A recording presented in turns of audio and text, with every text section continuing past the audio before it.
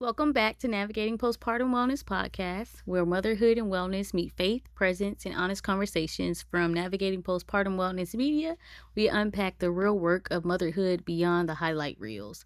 I'm your host, Dre Williams, writer, founder of Navigating Postpartum Wellness Media, and a mom of two.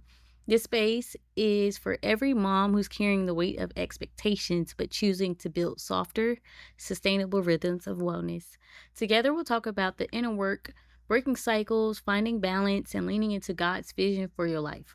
Because you're not just raising kids, you're raising the standard of living. If you have ever felt overwhelmed but deeply called to more, you're in the right place. Let's dive in. Okay, can I be real with y'all? I just looked at my podcast data and I just want to even start this off as saying, like, oh, thank you to every person who's listening and supporting me. Like, I really appreciate you tuning in, listening to me talk, and just be a part of this community. It means so much because I literally love my podcast. I love that I can pour into you.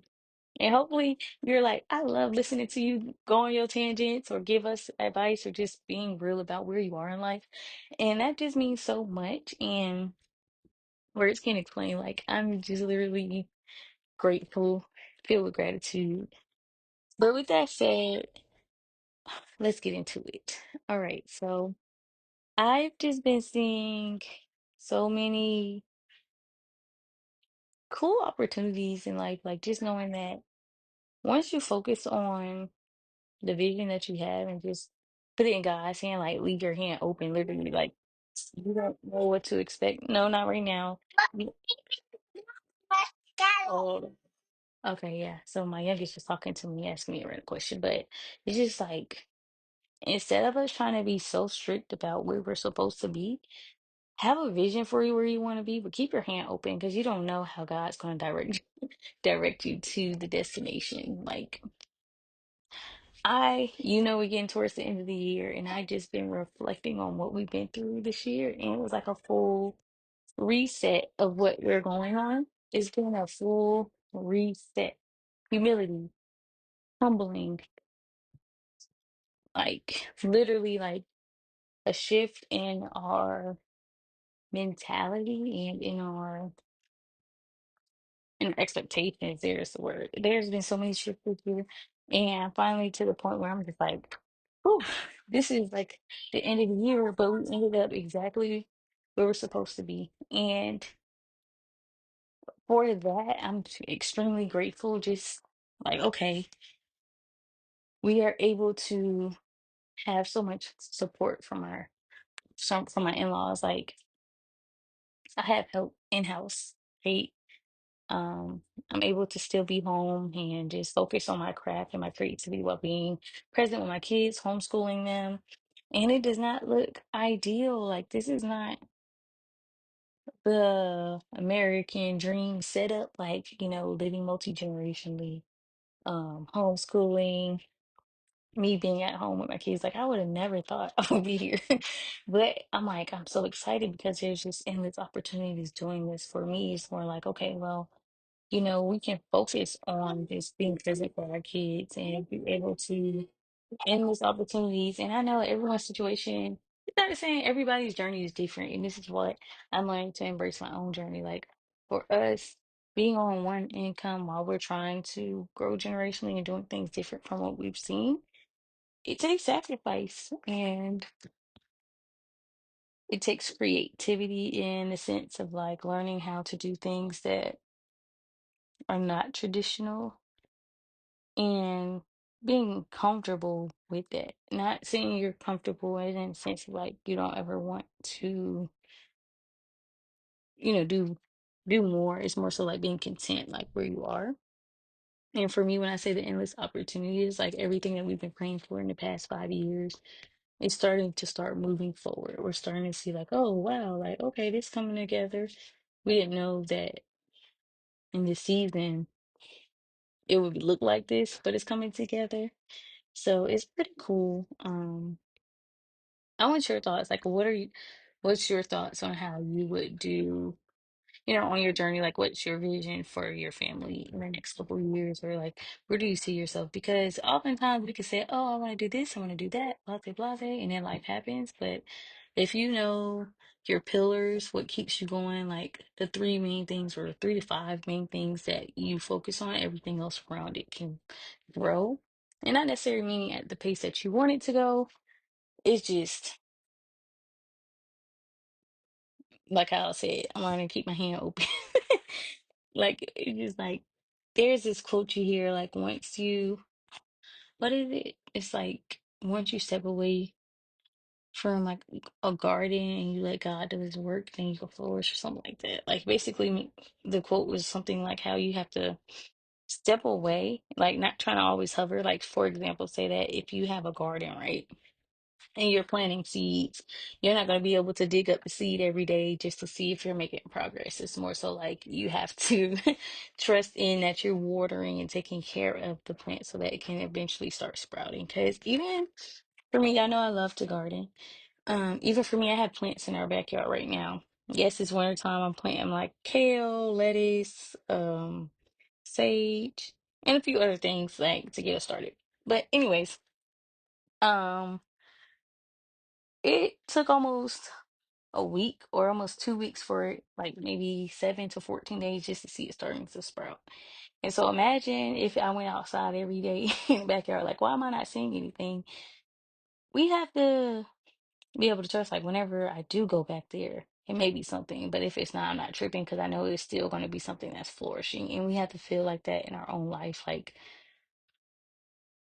I'm planting the seeds, like, even if it's like you reading to your kids every day or you getting up a little earlier to take care of yourself, or you trying to figure out, what you enjoy doing, or just working out, like the typical things. Maybe even if you want a new career, or you want to do whatever you want to do, okay? Because I don't know what you enjoy. If you want to share with me, I would love that. But yeah, like for me, I'm still learning new things about myself. Like I'm learning my new style because I'm like, yeah, I don't know. I like to wear loungewear and I like to get dressed up, but I'm just like, when I get dressed, I don't know what I necessarily like feel my best in. So that's something I'm working on learning. And also, yeah, during the summer, I did a big purge of my closet. So I threw out like the shoes I don't wear anymore. I had it for years and I don't even wear them, or like clothes I don't even need. Like I just did a big reset. So now I have like the basics, like it looked like a capsule wardrobe, literally. So I have to do a reset for like the clothes I like. But I'm still learning to figure out, okay, what styles do I like? Do I like this? And you know how like you'll see a style that you like, and then when you put it on, it don't fit your body type. So it's just like just learning things like that. Like I bought some shoes I've been wanting, okay, and now that I have them, I'm like, I could have went without. They're not as comfortable as I thought they would be. So it's just a journey. Like enjoy the process. Enjoy that you are going to make mistakes. You are going to make wrong turns, but at the end of the day, God's going to put you where you're supposed to be. So I hope this helps you, encourages you, and I'm just super grateful.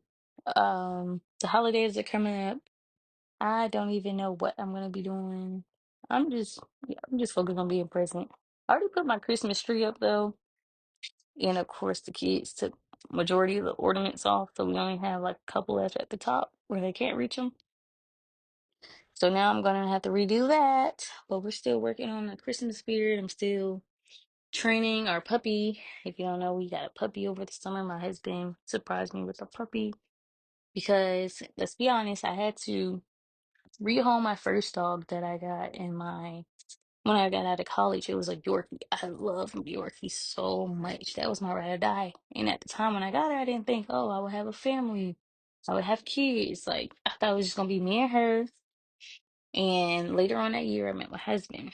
By the time it was my husband, like we met on Tinder. And that's crazy because me and him both were like, or somebody told us to get on Tinder and we tried it and we ended up finding each other, which is such a beautiful story by itself, especially with our anniversary coming up. But anyways, I got the Yorkie and man, I loved her. She was with me for years. And then once I had my first son, really her behavior really started getting going downhill. I know it was like a lot of change and things like that. So she was already strong-willed, and she was chilling with us until, she was like, okay, now, because when I met my husband, he came to my apartment at the time for the first time. She was so upset she peed on my bed. Like we had to. At the time, I didn't even have extra set. Like no, I didn't have a washer and dryer in that apartment. So it was like the first night I met my husband's parents, we had drove all the way back to his parents' house to get some of the sheets from their house so I could change my sheets because I didn't have no washer and dryer. And I was like, well, I'm gonna get some sheets right now. I'm not about to run to the store. But anyway, long story short. But with our first son, that's when her behavior really was like tough. Like she was like it was a whole nother level. Like she was barking, she was like pooping in her crate, stepping in it. It was like a lot of anxiety. And so got to a point where my 1 year old, Tyler's when he turned one, he was trying to jump on a dog, like, being a kid, like he's curious about the dog. And she would just be very anxious. Like she didn't snap at him or bite him or anything. She was just very uncomfortable. And I've been trying for like the first year of a change, like trying to help her adjusting things, but it was just too much. So I ended up reaching out to the breeder I got her from, and we were able to rehome her to a really good family because honestly, the season changed. And although I would love to keep her, but she was just very anxious and uncomfortable and wasn't happy anymore. And I could just tell, like, I don't know if y'all could ever feel like that when your pet feels like unhappy or just any type of way. So my husband knew that, I've been missing my dog earlier this year. It's almost been like 2 years since we rehomed her. And the people didn't once they had her, like I didn't even charge them, pay them or anything. I just rehomed her, like gave her all the stuff away. I heard from them one or two times after that they ghosted me. And although I want to check in with her, it's not able, so that hurt even more. So I was like, okay, well, the next dog I'm getting, I want her to be long term. I want her to be a good fit for the family. And this mini Bernie Doodle is amazing. Okay, I love her. Like she's I wouldn't say easy to train, but she's very more laid back than a Yorkie. So like she was able once she got over the I don't want to be in my crate, she's able to just chill in there on her own. But then when she comes out to play, the kids love her. If the kids get a little rough with her, she's fine with it. She's like, okay, I love it. And so it's just different seasons for different things. And I know people like, well, I got pushback from friends and family when I rehomed her, but I was like, I had to do what was best for our family and her because it's just I tried, but it just wasn't working. And that was just long story short. But all in all, seasons change, and we sometimes we have to let some things go for better. Like honestly, as much as I love my Yorkie, I'm like, ooh, the Yorkies are a lot compared to even my mini Bernie Doodle. Like sis, I love her to death. Like she just so chill and go with the flow, and we're still training her. Okay, she's still getting trained, but sis is just blessing that I need. I'm so grateful my husband got her for me because, yeah, that's my girl. But yeah, that's my little tangent about my. I don't even know how I got started telling you my story about my Yorkie, but yeah. But after this, I am going to extend this out, and so I'll be back. Also, I do want to say I canceled my Kindle Unlimited also because, not also, but because the books are cool on there, but they're not the typical books that I like to read. Like the books that I actually want to read, you have to pay for. So I'm like, if I gotta pay for the book, then I might as well go get it from the store. And I miss having books I can use, physical books because I love physical books, flipping through the pages and things like that, and not being on my phone or like a iPad or anything like that. And also my kids, even they have their iPads, even though they don't get on them like typical. Like I use them more so for like learning, and my son would try to, to watch his shows, but he has screen time limit to it because y'all know how I feel about technology. Like it has to be a balance of it. But also I thought, with the Kindle Unlimited, like, oh, my kids could read books on it, where I could send them books to their iPad, and that's the books that they can see. Turns out it doesn't work like that. What you have to do is log into your actual Kindle account for them to have access to the books. And I'm like, I don't want my kids just clicking random books if they don't know if it's part of the unlimited. So what I did was I looked for another book at Epic. And I like Epic, but let me tell you about Epic. They can't have my money. Because think about it like this with Epic, they give the schools free access Monday through Friday from like the school hours. But then say, parents have to pay for the app. Yeah, it's not that much. It's like the principle behind it for me. Like if also like for homeschool parents, they're like, well, only certified teachers and things get access to Epic for free. And although I was a teacher, my certification expired, so I couldn't use that. But I'm just saying, like, homeschool parents shouldn't have to pay for resources. Like, subscriptions add up really fast. Like, a lot of things we have to pay for ourselves. Like, if I paid for Epic, if I paid for all these curriculums and things like that. So what I decided to do is use Khan Academy Kids, and I like endless readers. And I just decided to pay for endless readers because what I'm not going to be doing is paying for a subscription. And they're saying like the subscription I'm paying for is going back to the schools. Like, why is my money going back to the school so that they can use it for free, but I'm paying for it? I don't like that. And also they use it where kids use it during the school day, but it's basically to trap the parents into paying for Epic since the kids will like it so much at school. And I'm like, no, that's not a good business model. So I tried to try it with them. I really did like the app, but I'm not paying for that because I'm like, mm-mm. I just the principle behind it is not for me. But I am still looking for new homeschooling apps if y'all are ever interested. So I do have, or let me know which ones you use. So I use Khan Academy Kids that has the library on it and different subjects for my kids. And then they also go into Khan Academy that they can use later. But I also like IXL, but I didn't want to pay for IXL right now. Cause that's more so like for testing kind of thing. But I like that they have the free app that they could test it out. But my kids really like the Endless Readers Academy, I think it's Endless Academy or something like that. I have to look it up.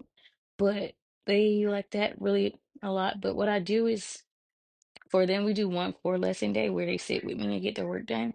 And then throughout the week, I'll let them do some learning on tech or they do work with me still. Like it just depends on what we're doing that week.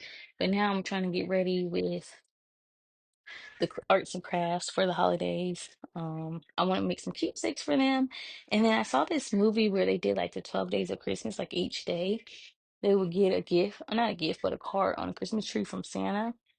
And I really don't get me started on a tangent about that, but just for them being young and cool, like just for the nostalgic for them for right now, nostalgia.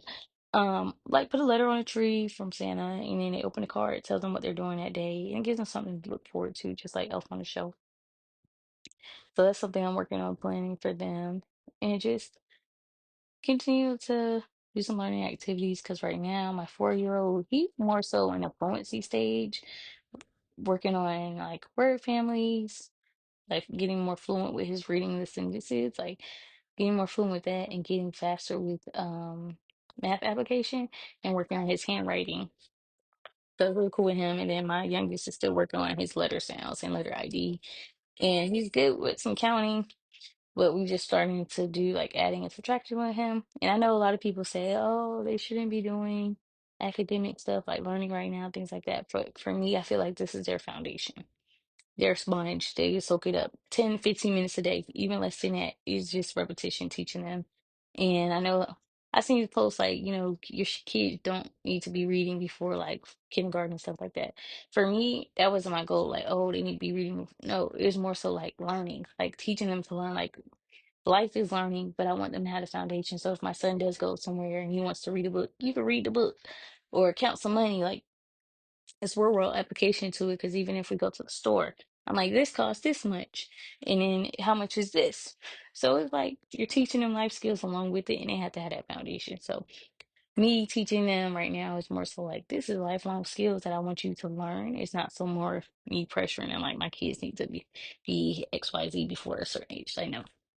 Learning is lifelong, and even for me, it holds me accountable because I'm telling them like, make sure you read at least one book a day, making sure that you're doing some type of learning skill, like even if it's not just core lessons, like they're learning through life application, like building things and drawing and coloring and just interacting with the world. That's my little spiel about that.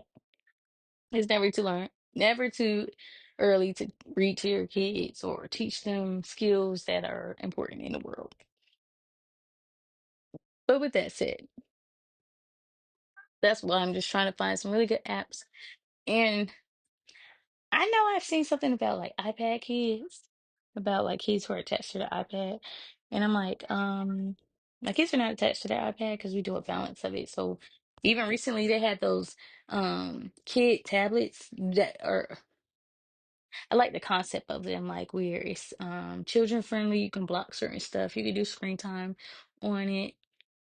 And they have like books and stuff on it and learning games that can download. But the reason why I like that, because at the time when iPads first came, when I first had my youngest son, my oldest son, I didn't see the same features on the iPad, but the iPads had those features now. So it's pretty cool because the Androids don't really last that long. Like they got that those tablets for Christmas, but they're not even working that well right now. So the iPads were able to have the things that were on the what's that called? On the tablets. So like their usual games like Fish School. What else do they like to do on there? Fish School, endless readers, activities.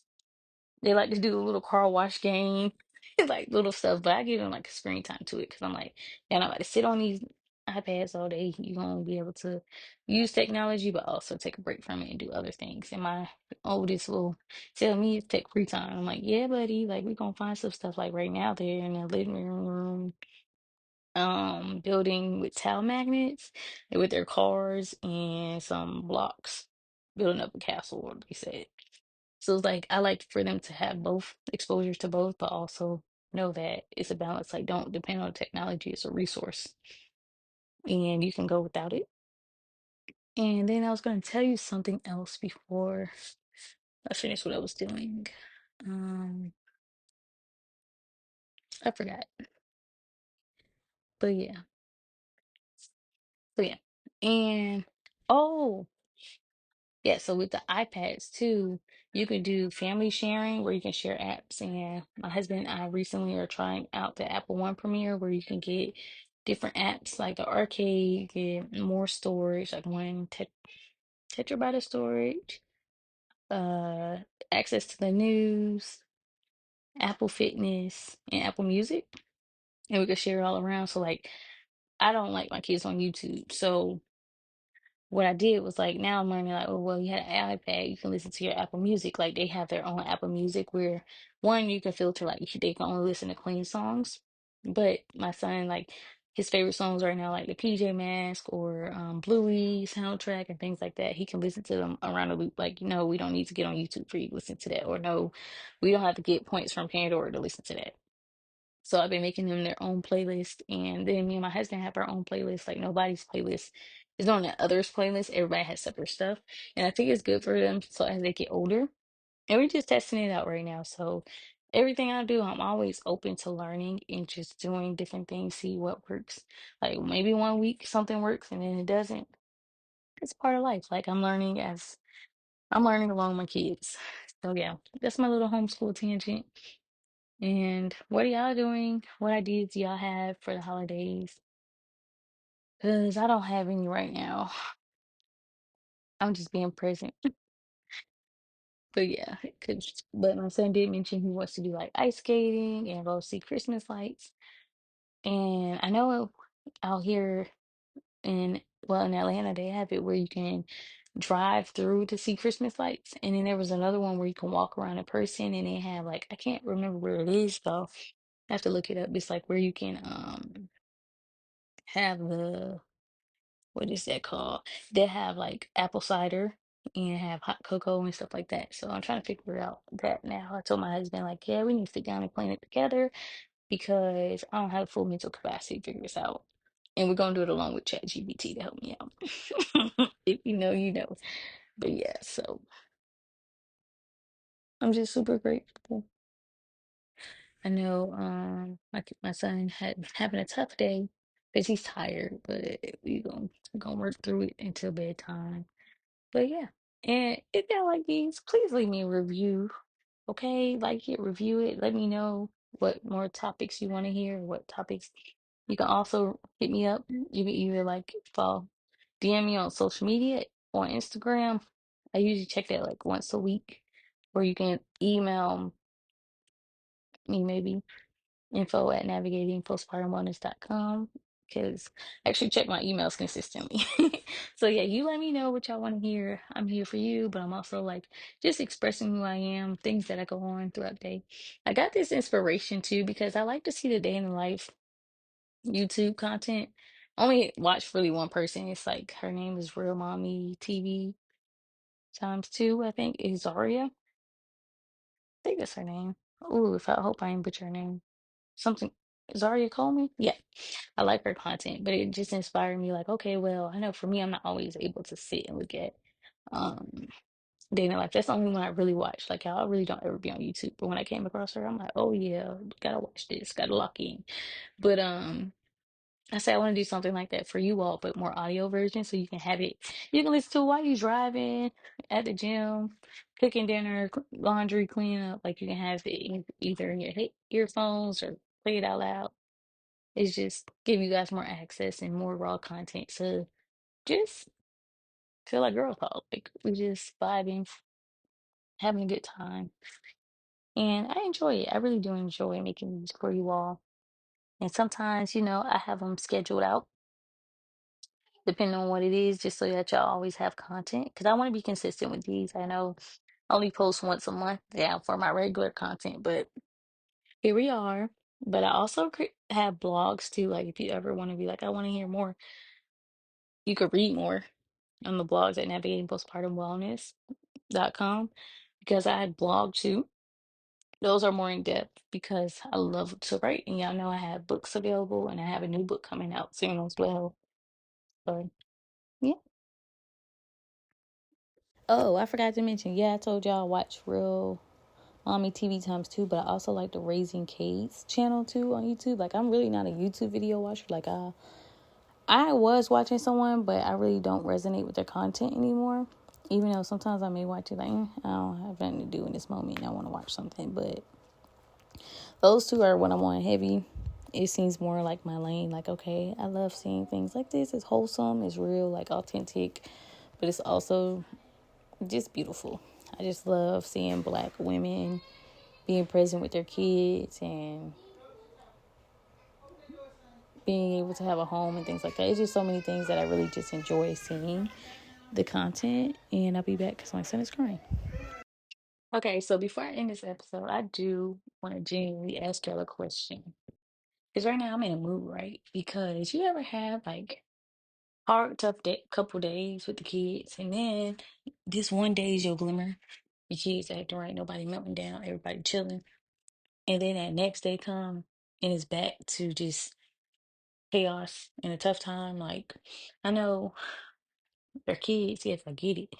But sometimes I just want to have a day where nobody's screaming and hollering, melting down because they're not getting their way over stuff that's so simple. Like, I'm like, okay, let's do, tech time for a little bit. Let's be creative, find things to do. And still hard. And then I'm like, ooh, I know we've been wanting to watch Lilo and Stitch, the new movie that came out. And so I'm like, okay, let's finally do the movie night today. I know I said no tech, but then I'm like, well, we can kind of do like a family activity. Comes to it, I'm thinking like, ooh, this gonna be the highlight of my day. We ain't finish the movie. We ain't even get past um after the social worker left the house because one, it started with, okay, my husband made this hot chocolate. And I told them to get one snack. So they had their snack. So then my oldest me with my own snack. He like, oh, I want your snack. So he started making a big deal about it. So I'm like, here, just have it. So I'm like, whatever. Now I don't have a snack. Let me go get another snack. Then The movie starts, and then my son is like, "Well, I need more snacks. I need more snacks." And we're like, "That's not the purpose of a movie. Like, you're supposed to watch the movie." You know, my youngest is locked in. He eating a snack, drinking hot chocolate, watching a movie. And it was my oldest. Like, he just been on 1,000 today. I don't know what it is. I know he's tired, and we're like, "Well, you're about to go to sleep." No, I'm not going to sleep. Yes, you are. So I'm just asking, like, and it's not me complaining about my kids. It's about me, like, sometimes I get in this mood, and so I work through it, and I come back to gratitude. Like, yes, it is a tough day. Doesn't mean I did anything wrong or he doing anything wrong. He's just tired, and he just need to go to sleep. But I'm also like just trying to. And I'm like, okay, just take some time to yourself.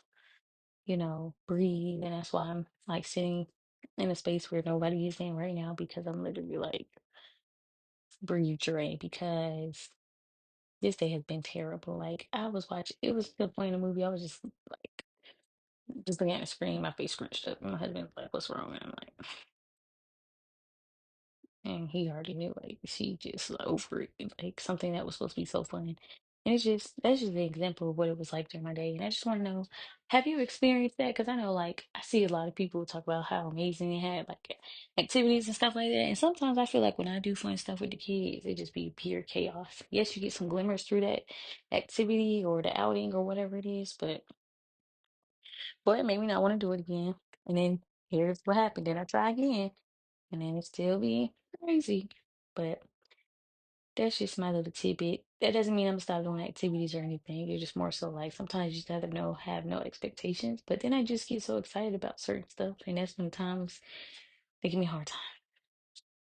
But yeah, so I hope you enjoyed this episode, and until next one, make sure that you leave a review, share with a friend. Even if you want, join the email list. I do send newsletters on navigatingpostpartumwellness.com. But y'all know this ain't this type of episode. I just wanted to let you know. And until next time.